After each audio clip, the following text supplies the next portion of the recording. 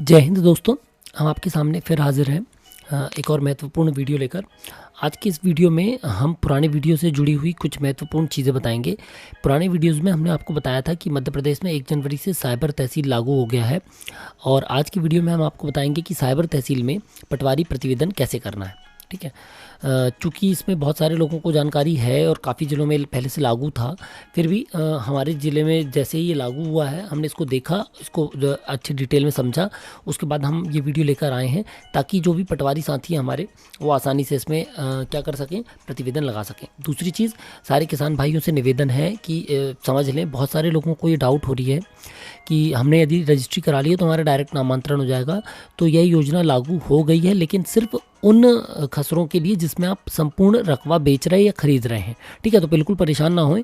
आप जो भी व्यक्ति, जो भी हमारे किसान भाई हैं जो कि पूरा का पूरा हिस्सा खरीद रहे हैं, पूरी की पूरी ज़मीन का पूरा रकबा खरीद रहे हैं, उनके लिए ये लागू होती है ये योजना। ठीक है, तो आप बिल्कुल बिना संकोच के, यदि आप पूरा ज़मीन खरीदते हैं तो आप बिल्कुल निश्चिंत रहें, ये इससे हो जाएगा। ठीक है, अब साइबर तहसील क्या है, सबको पता चल चुका है कि साइबर तहसील का मतलब है कि जो भी तहसील भटकने का कार्य था वो बंद हो गया है, और किसान की रजिस्ट्री कराते ही साथ पोर्टल के माध्यम से, प्रज्ञापना के माध्यम से डायरेक्ट साइबर तहसीलदार को केस चला जाएगा, और 10 दिन के भीतर रिपोर्ट लगाकर 15 दिन के अंदर बिना आवेदक के गए, बिना आवेदक को दस्तावेज कहीं प्रस्तुत किए, उसका नामांतरण स्वीकृत होकर और उसका रिकॉर्ड भी दुरुस्त हो जाएगा।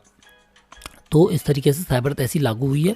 इसमें आज हम बता रहे हैं वो है पटवारी रिपोर्ट। ठीक है, ये सारा ऐप से रिपोर्ट लगानी है। सारा ऐप हर पटवारी के पास इंस्टॉल है, हर पटवारी सारा ऐप के माध्यम से ही काम कर रहे हैं।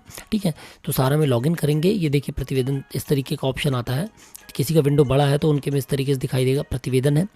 ठीक है, ये प्रतिवेदन पर आप क्लिक करेंगे जैसे ही, इस तरीके से आपका खसरा का जो आवेदन आया है उसका प्रतिवेदन खुल जाएगा। ठीक है, तो ये आप देख सकते हैं, इस तरीके से प्रतिवेदन आ जाएगा। प्रकरण क्रमांक दिया हुआ है, नाम दिया हुआ है, आवेदक का मोबाइल नंबर दिया है। ठीक है, और आवेदन क्रमांक दिया हुआ है। अब जब हम इस पर क्लिक कर रहे हैं, जैसे ही हमने इस आवेदन पे, ये जो एक प्रकरण हमारे पास डला हुआ था, एक प्रतिवेदन हमारे पास डला आया था, हमने इस पर क्लिक किया, इस तरीके से ये आवेदन खुल गया। ठीक है, 2 तारीख को हमको ये प्राप्त हुआ है, हम इसमें 4 तारीख को रिपोर्ट लगा रहे हैं, 5 तारीख को। ठीक है, 10 दिन का समय है। यदि हम 10 दिन में इस पर रिपोर्ट नहीं लगाएंगे तो यहाँ पर ऑटोमेटिक स्वतः ही रिमाइंडर लिखकर चलाएगा। ठीक है, तो जैसे ही पटवारी के पास ये इस तरीके का आ जाएगा, इस पर क्लिक करेंगे, इस तरीके का विंडो खुल रहा है। अब आप ये देख सकते हैं, ये जो नीचे का है, 2 पार्ट हैं इसके, एक ये ऊपर आवेदन की जानकारी और दूसरा प्रतिवेदन नीचे। ठीक है, तो दूसरे पार्ट पे हम बाद में बात करेंगे, पहले हम ऊपर वाले पार्ट पे बात करते हैं। यहाँ पर पटवारी का नाम दिया है, उनका मोबाइल नंबर दिया हुआ है। ठीक है, उसके बाद आवेदन की पूरी जानकारी दी है और ये डिटेल दिया हुआ है। आवेदक का नाम, आवेदन क्रमांक, पिता का नाम, मोबाइल नंबर, ग्राम कोड, कोर्ट का नाम क्या है, साइबर तहसील का प्रकरण क्रमांक क्या है, साइबर तहसीलदार कौन है, और किस विषय से ये आवेदन गया है। ठीक है, इस तरीके से अब पूरी जानकारी देखे पे हम क्लिक करेंगे तो इस तरीके का एक फॉर्म खुल जाता है कि ये हमारा ये मतलब समरी है आवेदन की। ठीक है, यहाँ पर प्रकरण क्रमांक है, यहाँ पर आपका नामांतरण का प्रकार है। ठीक है, उसके बाद ये कैसे आया है आवेदन, रजिस्ट्री का क्रमांक मिल जाएगा, रजिस्ट्री की दिनांक मिल जाएगी, भूमि की जानकारी ये है, आवेदक की ये है, विक्रेता की ये है, और भुगतान जो 100 रुपये का ऑनलाइन आवेदन आपका जमा करने पे वहीं से ऑटोमेटिक हो जा रहा है, वो ये है। ठीक है, तो इस तरीके से आप देख सकते हैं, ये आपका मिल गया। ठीक है, अब इसको आप और डिटेल में चेक करेंगे तो आप इसको जूम करेंगे तो ये देखिए प्रकरण क्रमांक है। ठीक है, नामांतरण का आधार मिल गया, रजिस्ट्री दिनांक, रजिस्ट्री क्रमांक, भूमि की जानकारी। ठीक है, और क्रेता विक्रेता की जानकारी, ये देखिए। ठीक है, यहाँ पर लास्ट में मैंने जो आपको बताया, भुगतान 100 रुपये का है, ट्रांजैक्शन आईडी है और ट्रांजैक्शन की डेट दी हुई है। ठीक, अब इसके बाद 4 तरीके के फॉर्म है जो हम पिछले वीडियोस में बता चुके हैं, डिस्क्रिप्शन पे भी हमने डाला हुआ है। आप एक बार साइबर तहसील की जो हमारी डिटेल्ड वीडियो है वो भी देख सकते हैं, तो आपको एक ये फॉर्म ए, फॉर्म A1, फॉर्म A2 और क्या है ये आपको पता चल जाएंगे। ठीक है, तो फॉर्म ए में हम जैसे ही क्लिक करेंगे, ये देखिए हमने फॉर्म ए में क्लिक किया तो फॉर्म ए जो है वो है प्रज्ञापना। ठीक है, प्रज्ञापना है जो कौन भेजेगा, उपपंजीयक यानी कि रजिस्ट्रार भेजेंगे। ये देखिए, इस तरीके से वो रजिस्ट्री के आधार पे कि इस रजिस्ट्री के साथ निष्पादक और दावेदार की घोषणा क्रमांक के साथ ये दस्तावेज आपकी ओर संलग्न है, काय के लिए, नामांतरण के लिए। ठीक है, तो ये साइबर तहसीलदार के माध्यम से, उपपंजीयक के माध्यम से डायरेक्ट फॉरवर्ड हो जाएगा, जिसको हम प्रज्ञापना कहते हैं। फॉर्म ए, ये जो आपने देखा यहाँ पर फॉर्म ए। अब फॉर्म A1 क्या है, तो फॉर्म A1 है घोषणा, किसकी घोषणा? निष्पादक की। निष्पादक मतलब कि किसकी? जो कि व्यक्ति जमीन बेच रहा है, ठीक है। ये देखिए, ये उसकी घोषणा दी हुई है। इसके बाद आती है घोषणा दावेदार की। दावेदार यानी कि आवेदक, जो जमीन खरीद रहा है, ठीक है। इस तरीके से आप देख सकते हैं, फॉर्म A1, फॉर्म A2 मिल गया, फॉर्म A मिल गया, ठीक है। यहाँ से देख लीजिए, पटवारी ये सब देख सकता है कि भाई उसी व्यक्ति का नाम है या नहीं है, जो आवेदक है, जो बेच रहा है, उसी व्यक्ति का नाम है निष्पादक के आवेदन में, उसी व्यक्ति का नाम है जो खरीद रहा है दावेदार के घोषणा पत्र में या नहीं, ठीक है। ये हो गया। इसके बाद आती है रजिस्ट्री।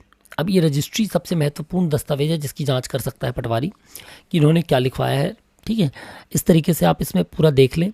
यहाँ पर आवेदक का नाम है, स्टाम्प का विवरण है, इसके बाद भूमि की जानकारी, पैन कार्ड, आधार कार्ड वगैरह है, ठीक है। ये दिख रहा है पूरा आपको, ये दिख रही है चौहद्दी। अब इस चौहद्दी को आप अच्छे से देख लें, क्या ये आपके खसरे की वर्णित चौहद्दी है? खसरे में जो मानक चौहद्दी है, जो इस खसरे की सही चौहद्दी है वही है, या कोई गलत चौहद्दी तो नहीं है? किसी प्रकार का कुछ यहाँ पर जो लिखा हुआ है, जो भी जानकारी, वो कोई गलत तो नहीं दी गई है? कोई तथ्य तो इसमें ऐसे नहीं है जो कि ज़रूरी है रजिस्ट्री के समय बताया जाना? तो वो आप चेक कर लीजिए। यदि वो सब कुछ सही है तो ये देखने के बाद आप जब देख रहे हैं कि सब कुछ ओके है, तो आप यहाँ पर कहाँ जाएंगे? वापस, ठीक है। ये हम फॉर्म पे वापस आएंगे, वापस चले जाएंगे। जैसे ही वापस करेंगे, अब हम नीचे आते हैं प्रतिवेदन में।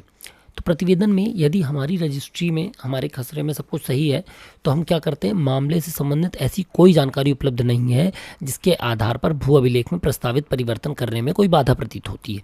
यानी कि पहले ऑप्शन पे हम क्लिक कर देंगे यदि हमको किसी भी प्रकार की कोई त्रुटि महसूस नहीं हो रही है, कोई कमी महसूस नहीं हो रही है उस खसरे में, उस आवेदन में, और हम इसको फॉरवर्ड कर देंगे। फॉरवर्ड कर देंगे तो इसका क्या हो जाएगा? ये आगे की प्रोसीडिंग के लिए तहसीलदार के पास जो RCMS की वेबसाइट है उस पर चला जाएगा, ठीक है।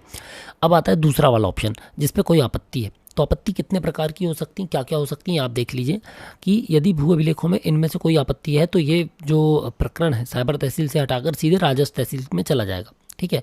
पहला है, जो दस्तावेज का निष्पादक है वह व्यक्ति नहीं है जिसका नाम भू अभिलेखों में दर्ज है। यानी कि जिसने फॉर्म A1 दिया हुआ है, ठीक है, जरूरी नहीं कि उसका नाम खसरे पे हो, तो वो हम चेक कर लेंगे। यदि वो ऐसा है तो हम उसको यहाँ से कैंसिल करके राजस्व तहसील में भेज देंगे। यानी कि मान लीजिए राम के नाम पे ज़मीन है और निष्पादक पे सोहन का नाम दिया हुआ है, ठीक है।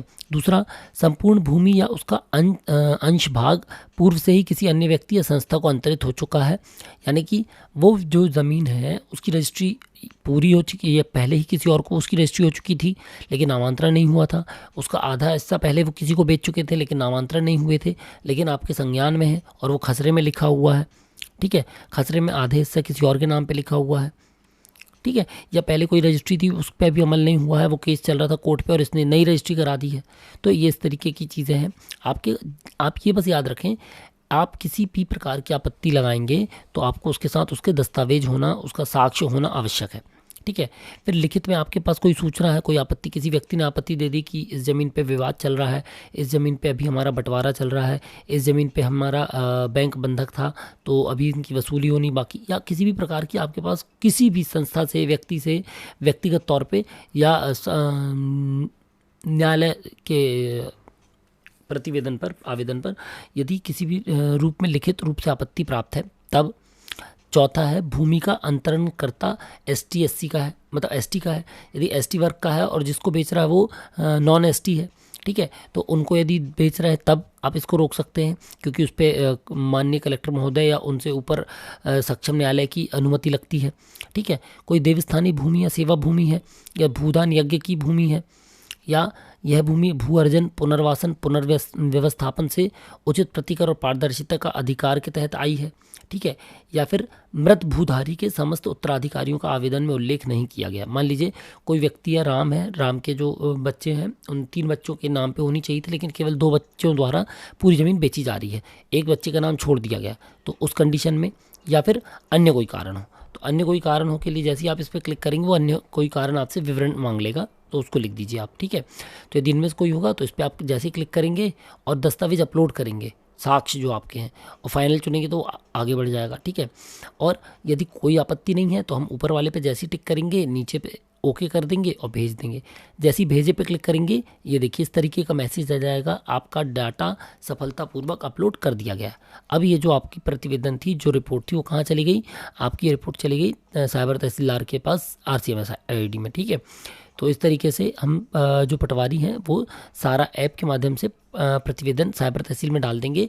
10 दिन के भीतर किसी भी साइबर तहसील से प्राप्त प्रकरण पे रिपोर्ट लगाना अनिवार्य है, अन्यथा की दशा में 11वें दिन से वहाँ पर रिमाइंडर लिखकर आने लगेगा। ठीक है, आपको और तहसीलदार महोदय दोनों को रिमाइंडर लिखकर आने लगेगा। तो उससे बचने के लिए कोशिश करें, इसका अवलोकन करते रहें समय समय पर, और जो भी आवेदन आ रहे हैं उनकी रजिस्ट्री, उनके सारे दस्तावेज, उनका खसरा, उनका नक्शा मिलान कर लें और उसके बाद उचित प्रतीत होने पर ही उनको आगे बढ़ाएं। ठीक है, तो आशा करते हैं दोस्तों अब आपको थोड़ी सी तो मदद ज़रूर मिली होगी, ताकि आप साइबर तहसील के प्रकरणों में प्रतिवेदन लगा सकें। जय हिंद।